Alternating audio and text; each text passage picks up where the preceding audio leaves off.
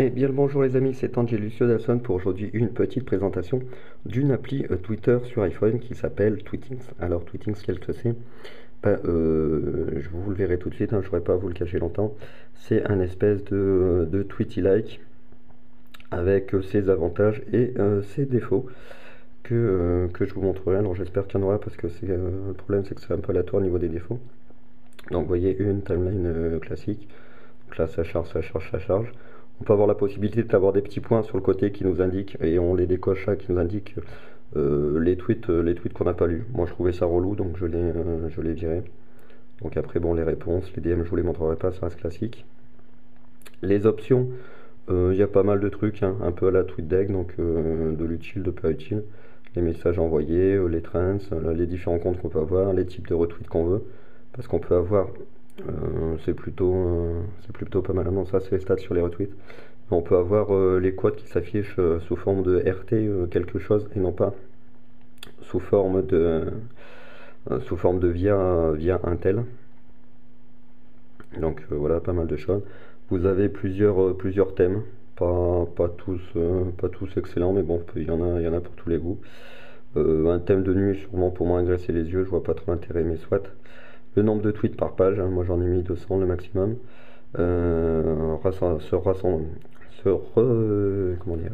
rappeler, pardon, la position sur la timeline, parce que vous savez que moi quand les timelines elles se retrouvent en haut, à chaque refresh, je trouve ça assez lourd, l'autocorrection, le blocage des majuscules. On peut, là je vois pas trop l'intérêt parce que ça doit bouffer des caractères, mais y mettre un footer, c'est-à-dire en gros une signature un peu comme sur un email.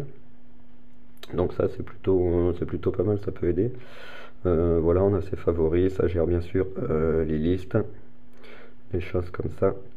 Par contre, on va essayer de passer à ce qui est moins bien. C'est-à-dire que bon, là, ça va pas mal. Si on passe en mode paysage, hop, vous voyez que, encore là, ça le fait pas trop, mais vous voyez, hop, la plupart des trucs, ils sont centrés à gauche. C'est-à-dire qu'ils sont restés à peu près dans le même paysage. Vous voyez, même les icônes. Pour dire ça, c'est un reply, un retweet, pardon, ou les choses comme ça. Au lieu d'être au bord, hop, là, où il aurait dû être, et ben, il se remet là. Il y a plein de bugs d'affichage en fait dans Tweeting. C'est un peu un gros défaut, un peu rédhibitoire quand même à force, vous voyez. C'est un peu, on serait sur du web, je dirais qu'il y a un peu des bugs de CSS sur leur truc. Donc si on veut, hop, vous voyez, quand on veut créer le tweet, du coup, ben, on a la fenêtre qui est là.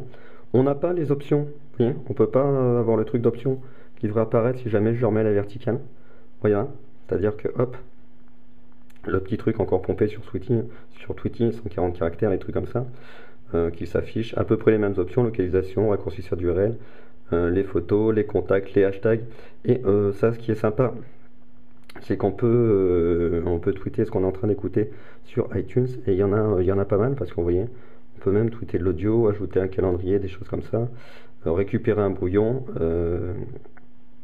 l'envoyer directement sur Facebook, donc ça, c'est pas mal, ou le virer, mais encore une fois, vous voyez que ce truc n'était pas apparu parce que j'étais passé directement en mode paysage, donc il y a des trucs, voilà, hop, là, ça va vouloir le faire dans le bon sens, donc cancel, je parie que si je reviens sur la timeline, là, la timeline, ce sera, ah non, des fois, il l'affiche aussi correctement, donc vous voyez qu'il y a c'est assez rédhibitoire pour des trucs comme ça, et ils font pas mal de mises à jour, ils en font à peu près une par semaine, je crois, les pauvres, mais ce qui est aussi assez rédhibitoire malgré les qualités que je vous ai citées, c'est que en plus des failles de CSS, il a tendance un peu à planter quand il veut.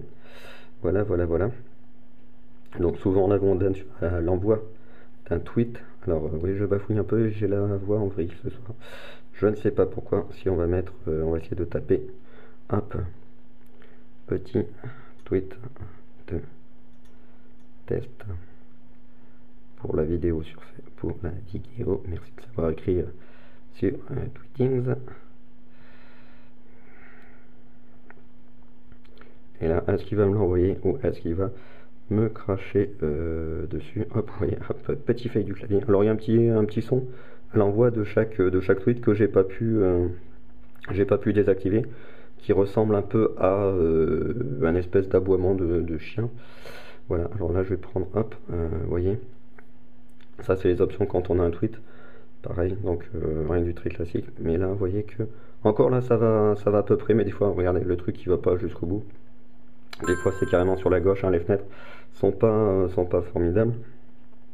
Donc après, les options pareil, reply, favorite, retweet, rien que du très classique. Et si on va chez les profils des gens, hop,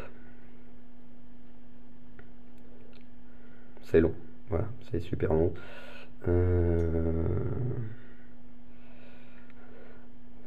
Voilà. En plus, c'est pas super optimisé, c'est pas super rapide. Vous voyez encore fait de CSS, des trucs comme ça. Ça nous permet de localiser. Par contre, après, les options sont assez sympas. On peut voir les followers, les following, les listes auxquelles on appartient, ajouter, virer la personne. Et on a bien sûr les avatars en grand. Voilà, je vous laisse pas parce que ça va mettre encore 3 plombes à charger. Et alors en plus, ce qui est un peu rédhibitoire, c'est que Tweetings, qu'il est là, il est payant. Oui, il est aux alentours de 2,39 €, je crois, comme pas mal de trucs payants. Ils ont dû se fixer ça comme prix. Voilà, c'est ça, 2,39 €. Je viens de vérifier en direct, vous ne l'avez presque pas vu. Donc c'est assez rédhibitoire, il a pas mal de qualités, il pourra apporter quelques plus par rapport à Tweety qu'il essaye d'imiter, voire même de supplanter, mais il y a pas mal de bugs d'affichage et de plantage intempestif, donc c'est assez rédhibitoire, enfin en tout cas assez gênant.